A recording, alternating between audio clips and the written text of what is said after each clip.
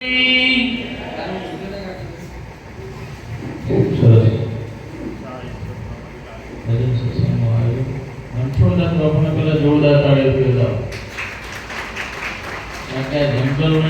કરવું એ સંત જ કરી શકે, બીજાનું કામ.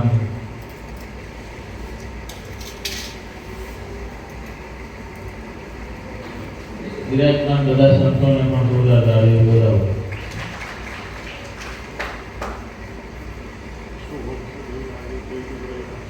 બધા મહાપુરુષો વાત કરી છે. શોર્ટમાં વાત એવી છે કે સિસ્ટમ ફોલો કરવી પડે. 200 ના હશે, 500 ના હશે, પણ એના બહાર એમ સદગુરુના સાનિધ્યમાં રહેવું હોય, આ વાતને જાણવી હોય તો સિસ્ટમ ફોલો કરવી પડે. વેરી પોઝિટિવ વાત. હવે તમારો ઉદ્દેશ છે બીડી ભૂખવી, મસાલા ખાવા, ના કરવાનું કરવું, અને પછી જો ગુરુ બરોબર નતા, આલા તું બરોબર નતો, અને ગુરુ બદલવા નીકળ્યા છે. ગુરુ બદલવાની જરૂર નથી, તમે પોતે બદલાઈ જાવ તો ગુરુ બદલવાની ક્યાં જરૂર છે? ગુરુ બધા મહાપુરુષો જેમ છે તેમ જ વાત બતાવે છે.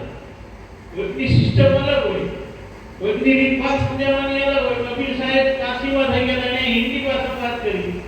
ભવાનીદાસ ગુજરાતમાં થઈ ગયા, એને હિન્દી ભાષા સરળ ભાષામાં વાત કરી. કાશીમાં સાહેબ કાઠિયાવાડમાં સૌરાષ્ટ્રમાં થઈ ગયા, એને કાઠિયાવાડી ભાષામાં વાત કરી. શબ્દ પ્રયોગ અલગ અલગ હોય છે, વાત તો એકની એક જ છે. અને હજુ મને એ નથી સમજાવવાનું કે આ સંપ્રદાય ને પંથ ને મારો ગુરુ તારો ગુરુ ને આ બધું ક્યાંથી પેદા થયું? અને જો પેદા આપણે જ કર્યું છે, ભેળસેળ તો અતીતને લાય